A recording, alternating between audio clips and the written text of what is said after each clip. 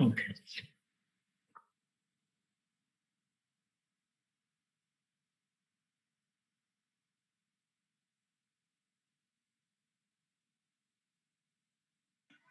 Namo Ramanacentre.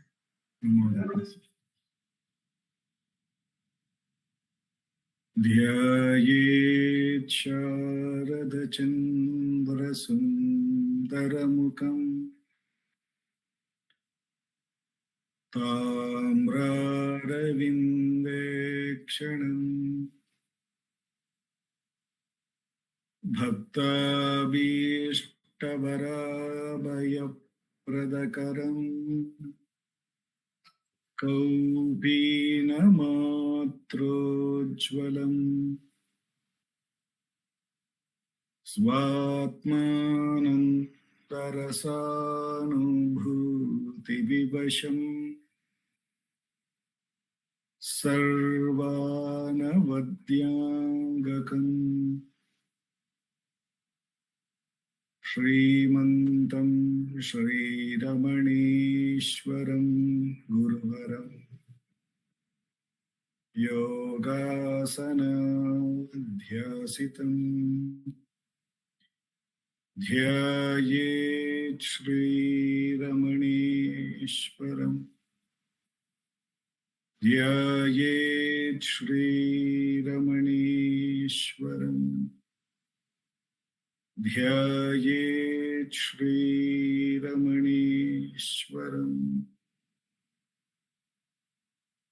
हृदयकुहरमध्ये केवलं ब्रह्ममात्रम् यहमहमिति साक्षातात्मरूपेण भाति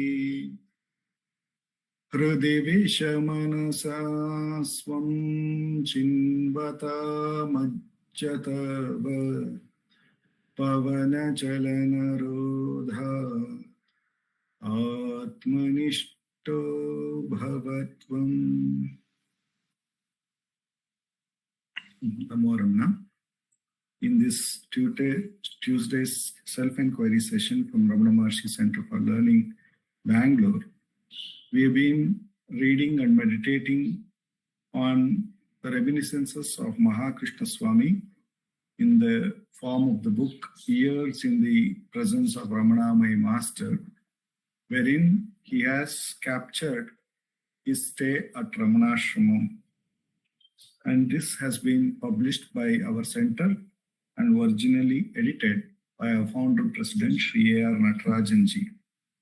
We have been reading from the section called Techniques of Teaching.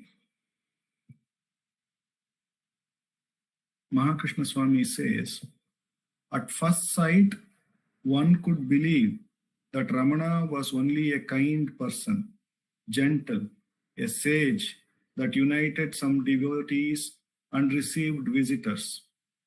Others judged him to be a person closed within himself, of a serious visage, introverted, someone inaccessible. He was simply a natural person. A.R. Natarajanji highlights this portion. He says, in the day-to-day life of the ashram, we had the opportunity to observe him in the most varied situations. Subtlety was constant in all his actions. He became serious when he needed to be, and also laughed a lot, at ease, and made us laugh constantly. However, even though he let us always very much at ease with him, we couldn't keep from feeling in all moments that we were in the presence of the very self. This portion, Sri A.R. Natarajanji highlights. I will read again. In the day-to-day life of the ashram, we had the opportunity to observe him in the most varied situations. Subtlety was constant in all his actions. He became serious when he needed to be, and also laughed a lot at ease, and made us laugh constantly. However, even though he let us always very much at ease with him, we couldn't keep from feeling in all moments that we were in the presence of the very self. This sensation was identical in the people that came to the ashram. They felt the presence of the master as something very special, not because of his attitude or his appearance, but due to something that they consider indefinable, deep, that touched their essence and not their emotions. This spiritual feeling was the force of Upadesha Sharanan, the silent instruction. A very beautiful experience unfolded that not only people who stayed in ashram for quite a long period of time, even a simple visitor who would just enter the ashram would find Bhagavan to be that self. He would find the same experience which many people who stayed with Bhagavan for many years would feel. So essentially, Bhagavan, we can see, is nothing but the self. And the self is very much present and very much conscious and very much the light or the screen on which all the events can happen. And yet, though it supports all of it, it also transcends all of it and has its own unique silence about all of this. So that is exactly what Mahakrishna Swami is trying to reveal. That Bhagavan would laugh with everybody, he would make them feel very ease. I mean, we feel that self is somewhere far away. But actually, in our day-to-day experience, we are at most ease with the self, because that is what we are. So if we take the ego, the mind, which all brings a sense of others, a sense of objective separation, even they are at ease with the self. The light of the self, the existence of the self is lent to everything. Therefore, the ego seems to exist, and we are aware of its rising as thoughts. We feel the same thing with the body, with the mind, whether it is subtle or gross. So we can see the ease at which the self is available to everything. But at the same time, if we go back to the mind or the ego and the intellect, it knows that self is something very unique, very profound. Though it enables it to function, it is something apart and very different from all the experience that it can relate to.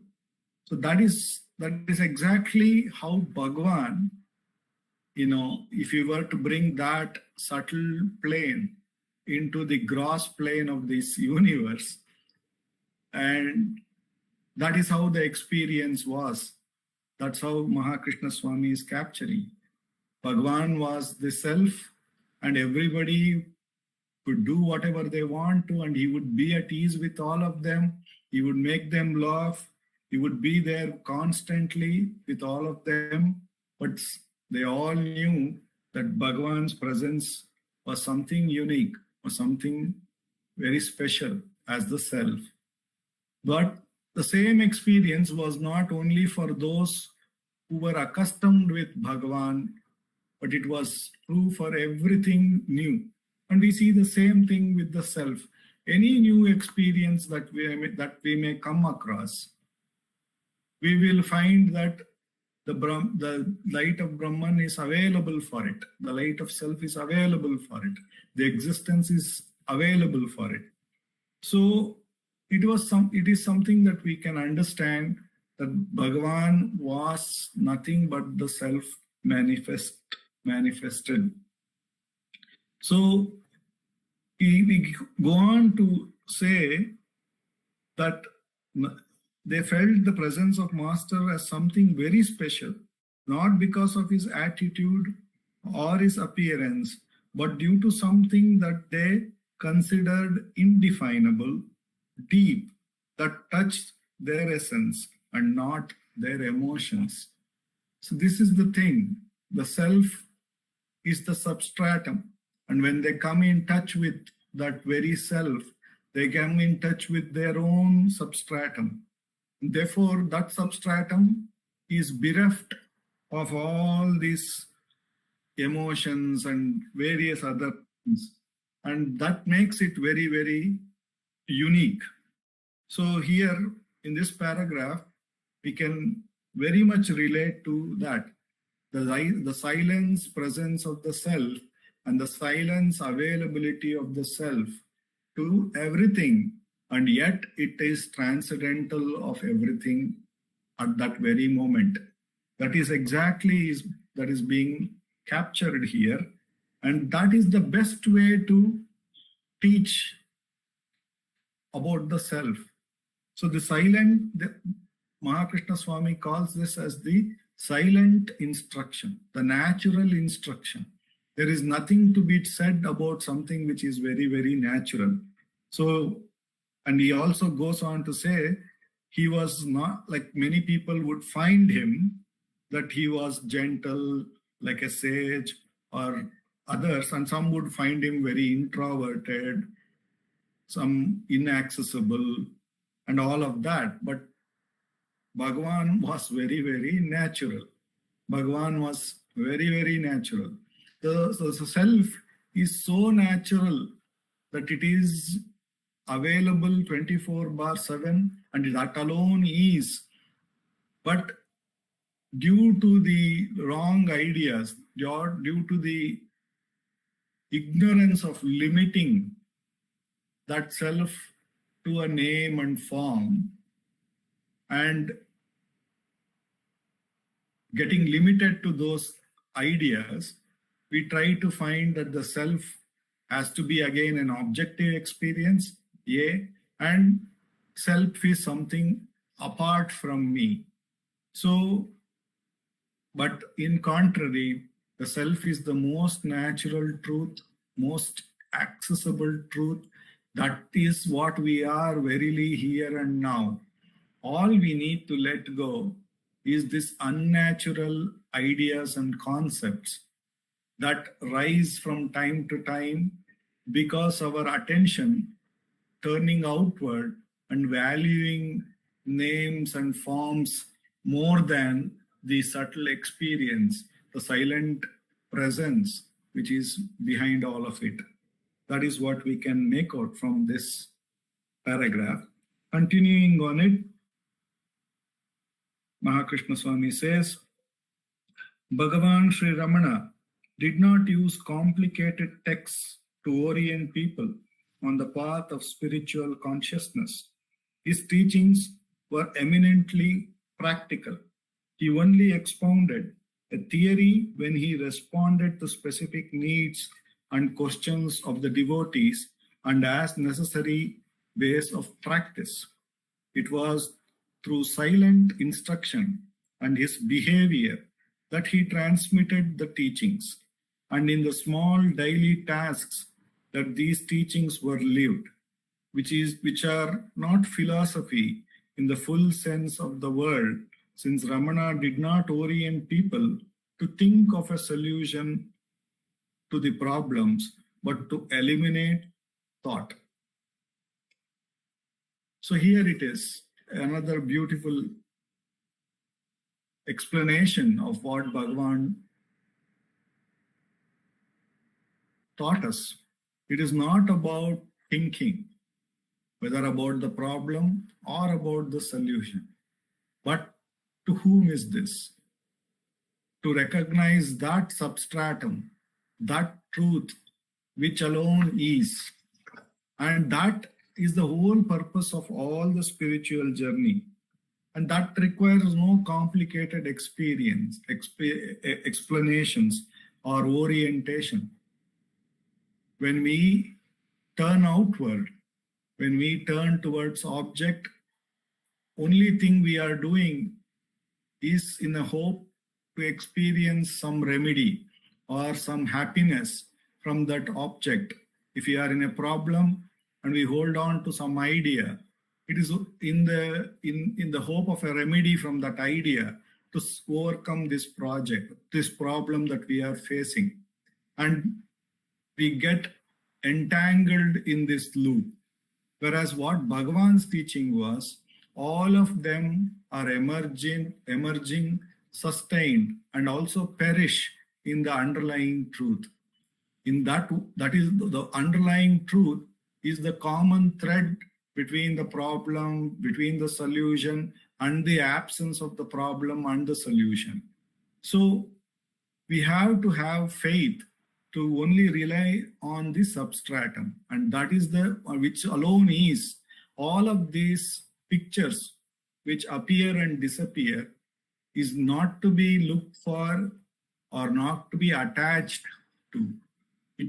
We can give light to it, the drama can be enacted, but we need not get attached to it. The only attachment that we need to have is only towards the substratum which we verily are. So Bhagavan here is saying for that, there is no complicated text that is to be given, because all text is external, and that is not going to make us point to what is so natural. And when the consciousness moves its attention outward, one of the things is it gets absorbed in the object of its attention. It forgets that it is the one which is giving light to the object, but rather it takes the object to be more real, and it gets consumed in that object. Therefore, the only purpose of the consciousness is to not move outward for solutions, but to move inward and to remain in the source. It can be the light to all the things that are happening in the outward, but it need not get attached to it or need not expect anything out of it, because all of it is only transitory and not real. And whereas the self is the only source of happiness, and that is available by not outward with an outward attention, but with an inward attention. And that has to be practically demonstrated. And Bhagavan here is saying that many incidents in our life, as it would appear, challenges and things, it would appear even to Bhagavan, and Bhagavan would be simply abiding in the truth. An example could be like the cashews in the kitchen are over, and the squirrels are all waiting for their food. And the news comes that there is only few cashews left, and they cannot spare it because they are thinking of making a payasam or something in the kitchen. And Bhagavan would look at the squirrels also. So there is this situation, and which is no different from many situations that we face from day to day.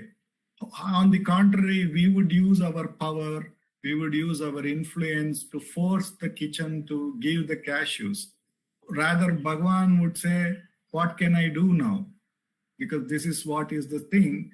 And somehow, in that pure presence of the self, accepting everything and silently being, the cashews would appear and that would be distributed.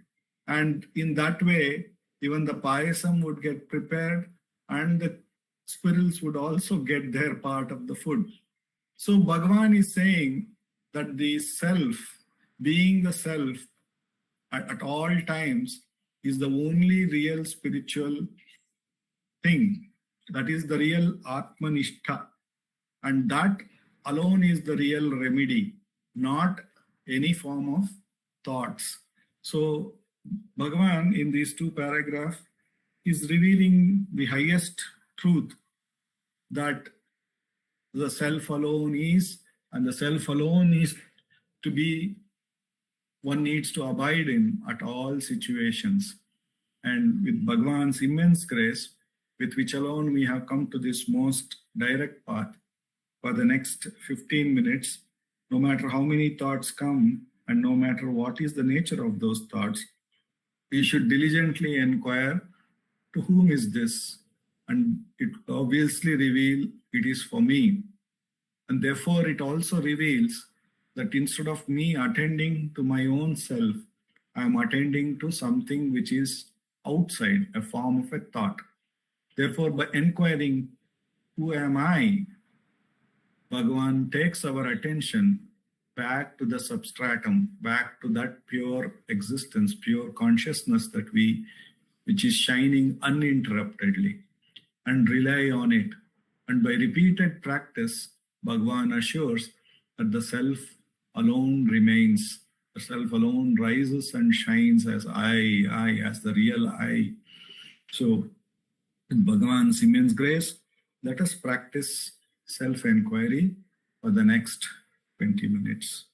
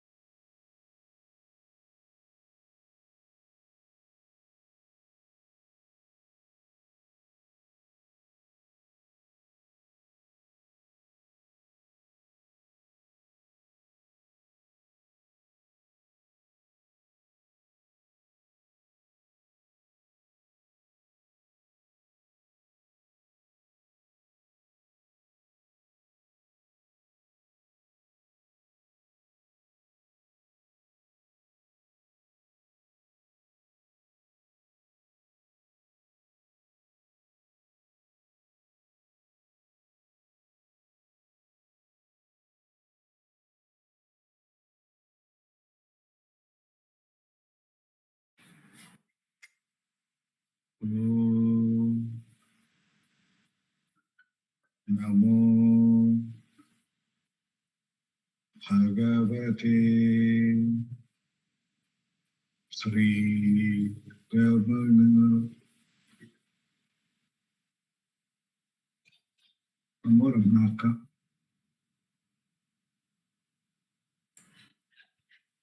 Namo Ramana. Prostrations to Ramana, shining as the self in all beings. By the immense grace of the self manifest as Ramana, in this part of the Satsang, we are meditating on the verses of Ramana Gita. As Bhagavan's grace would have it, today I was going through some of the reminiscences of Vishwanatha Swami. And Vishwanatha Swami, in his reminiscences, I saw the part where he went for Bhagavan's first darshan in 1921 when he was a boy of 19 years. And he went to Skandashram, and he says when the moment he saw Bhagavan, he could feel the Ramana Lahari, the atmosphere of blissful peace. And he says also that he was overwhelmed by the very first darshan of Bhagavan, where he could feel his all-pervasiveness. And he stayed for 1 week at Skandashramam. And when he was leaving, Bhagavan gave him a copy of the Ramana Gita to be given to his father, he says. Vishwanatha Swami's father was the first cousin of Bhagavan. He was Alagamma's brother's son, and he was brought up practically as a son by Alagammal and Sundaram Ayyar, because he had lost his mother soon after the childbirth, and so Alagammal and Sundaram Ayyar had brought him to their home and were bringing him up over there. His name was Ramaswamy, and Vishwanatha Swami was his son. So Vishwanatha Swami's father was Bhagavan's cousin, and he gave him a copy of the Ramana Gita and said, let him read, he will understand.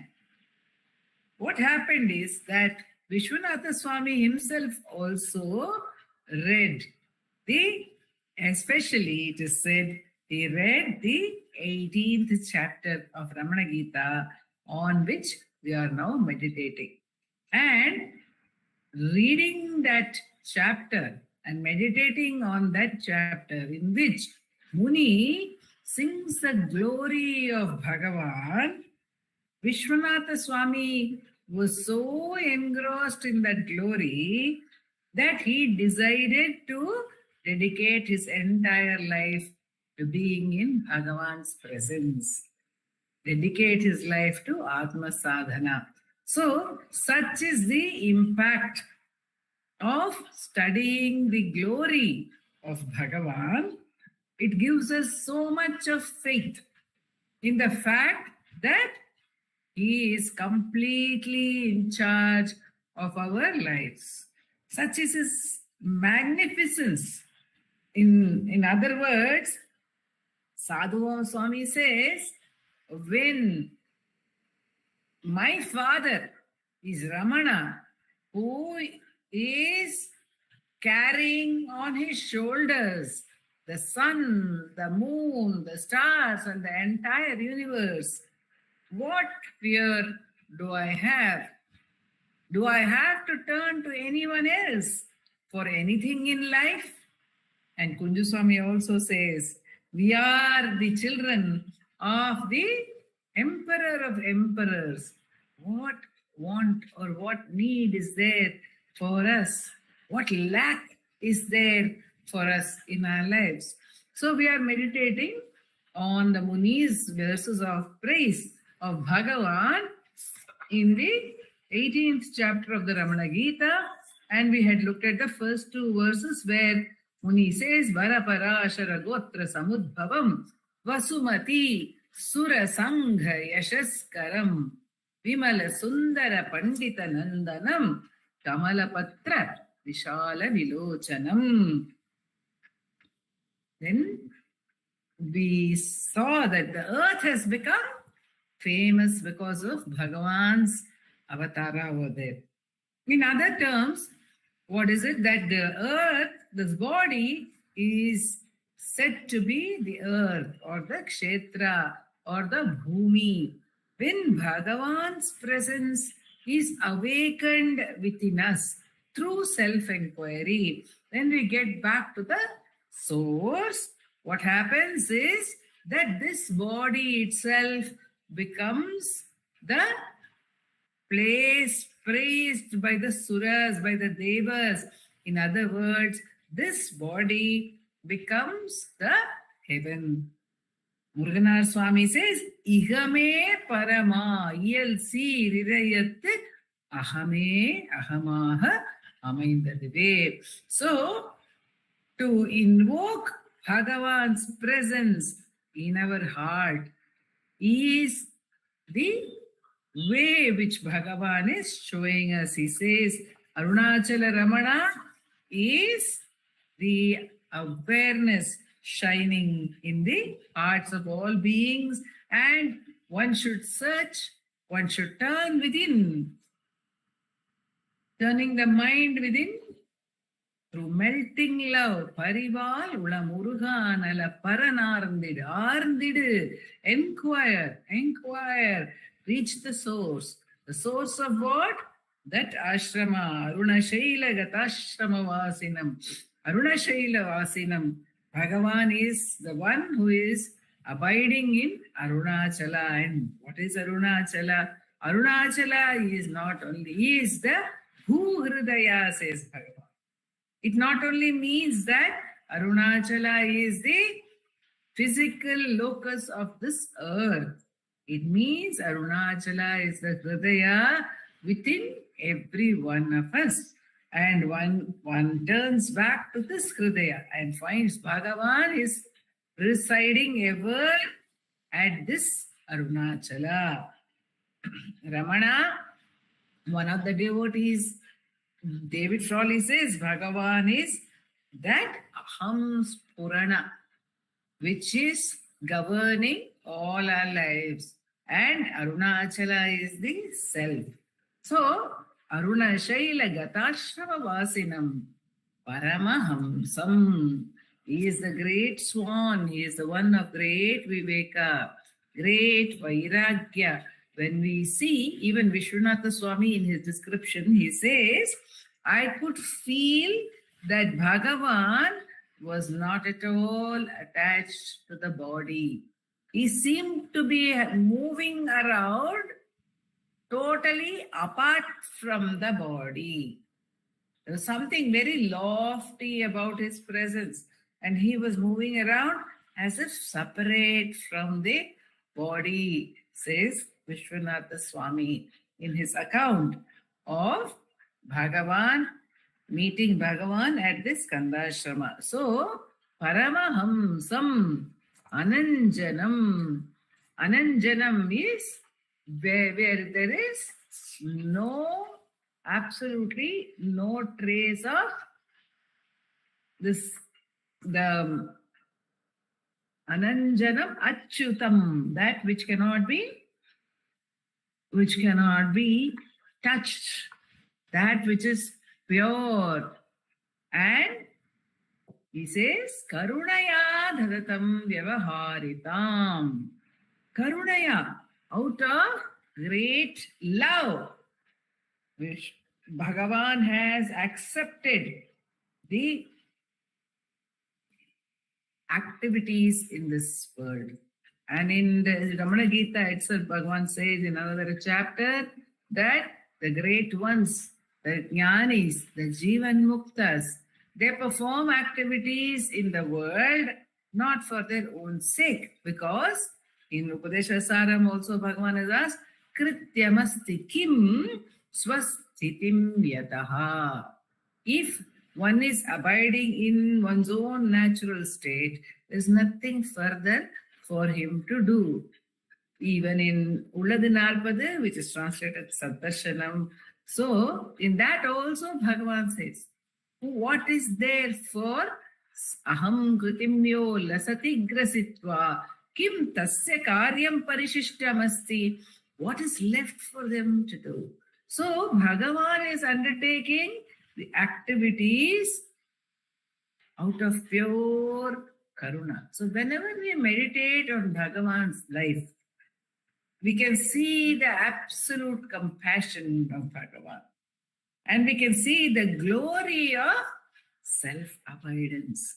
All the time, satatam atmani samsthitam, satatam, always abiding in the self, akshare, without any diminishing of the atmanubhava. Bhagavan is abiding all the time in the self, says Muni. So when one meditates upon Bhagavan in this way, one is also moved by his compassion, which has given us that wonderful repository of his life to meditate upon. Out of his compassion, he has lived on the slopes of Arunachala for 54 years after his enlightenment. And when we meditate on that life of Bhagavan, Vaidhi Venkateshwara says, Ramanacentre chintana nasha bhavada bandhana. So our minds also go into that same silence. That is why Bhagavan has been so compassionate, so gracious to take up activity and live in the midst of all of us. And then Muni goes on to say, Akhila samshaya varana bhashanam brahmamadad viradangkusha vikshanam aviratam parasaukya dhrutodhyamam nijatanu vishayeshwara salasam. Akhila samshaya varana bhashanam, his speech, it destroys all doubts of his devotees. Akhila samshaya varana bhashanam is the innumerable doubts. Akhila samshaya. His words dispel doubts of those who have taken refuge in him, is how Sriya Natarajan translates. Brahma Madad Viradangkusha Vikshanam, and his glance is like the word, the Ankusha for the mad elephant of the deluded mind. Brahmam, it is Brahma Mada.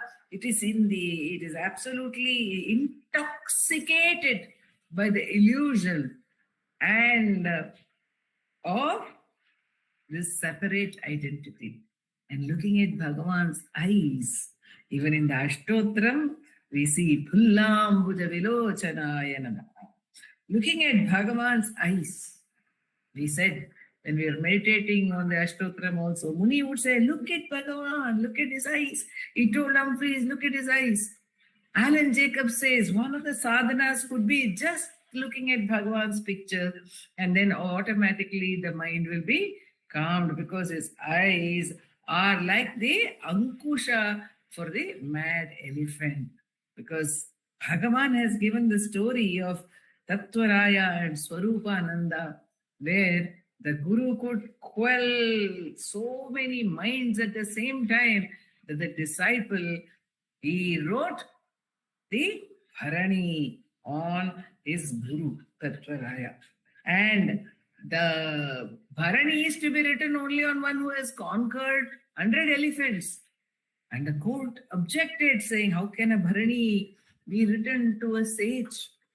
And when they were taken to his presence, they found that all their minds were quelled, and they remained in silence until the Guru graciously allowed his own mind to move.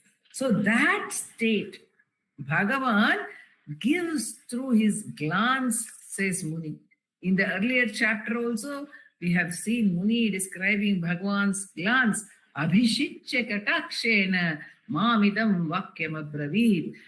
Pouring, bathing me in his glance, pouring his love. Abhishitya, cleansing me with his glance, says Muni in that chapter, and in other chapters also, in various places in his Chatvarimshat, Muni talks about the beautiful glance of Bhagavan. And so he says, Brahmamadad Piradankusha Vikshanam Aviratam Parasaukya Ritodyamam. So here he is in only doing his action for the sake of others. He is forever active for the welfare of others. Parasaukya Ritodyamam. Nija Tanu Vishayeshwala Salasa.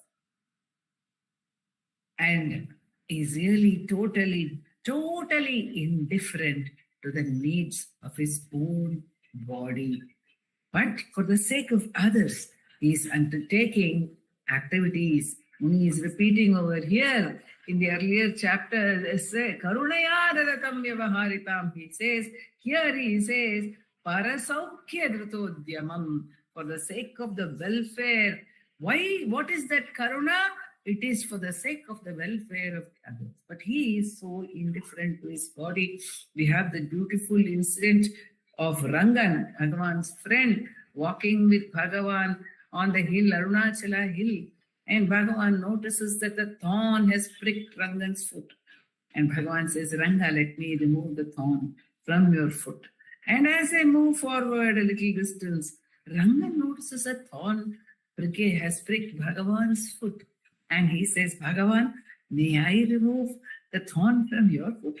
And Bhagavan smiles and says, certainly, Ranga. And he sits down, and Ranga, with great love and devotion, holds Bhagavan's foot to take out the thorn. And he sees hundreds of thorns are there in the foot. So many thorns are there. And Bhagavan smiles and says, which thorn are you going to remove, Ranga? He's totally oblivious of the thorns, and he takes on his own feet the thorns of our lives. What else is there for us to worry about? When he is there, Parasaukya, Dhrutodhyamam, he is totally indifferent to himself at all times. But that also is, when we look at his life, we see his total indifference to his bodily needs, be it at Patala Lingam, where the insects are eating away, or whether it's at Gurumurtam, where people are mixing all kinds of stuff. They want to actually stuff Bhagavan with their devotion, bringing all kinds of food, and he says, mix it all up and then give me a spoonful. Whether it is there, whether it is in the last illness where everyone wanted to bring a remedy to Bhagavan, and Bhagavan had to accept, though the remedies themselves were often painful. That total indifference to the body. Mani Anna says he was a small boy, young boy at that time, and he happened to be somewhere near the dispensary when Bhagavan's operation on the sarcoma tumor was done, and somehow the attendant, because he was TNV Mama's young son, he called him, come and see Bhagavan. The doctors had just gone, and Bhagavan was sitting alone, and he says he saw the wound was open, raw, red, and absolutely they had actually cut so deep in order to be able to cut away the cancer, and such was that wound. But Bhagavan, they had not yet dressed the wound. It was there, it was open. But Bhagavan, Mani Anna says, was just looking into infinity. The arm was just placed like that, and he was looking into infinity. Others have also described their blessedness to have seen Bhagavan on that occasion. That is Shantama of Professor Swaminathan's daughter, who was then herself probably studying for medicine. So that amazing indifference to the body. Nijatanu Vishayeshwara Salasam. When one meditates upon these qualities of Bhagavan, then we also imbibe those gracious qualities by the very manana. Such is his wonderful grace. Om Namo Bhagavate.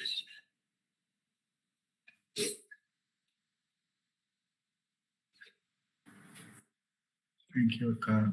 Moraman.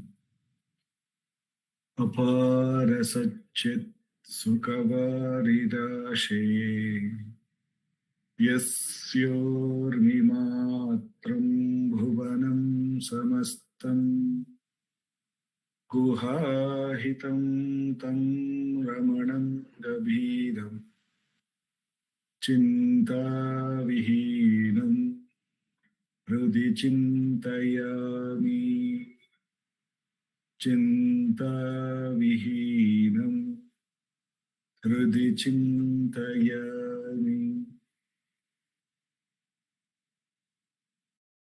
Namo Ramana. Namo Ramana. Thank you, Guru. Thank you, God. Namo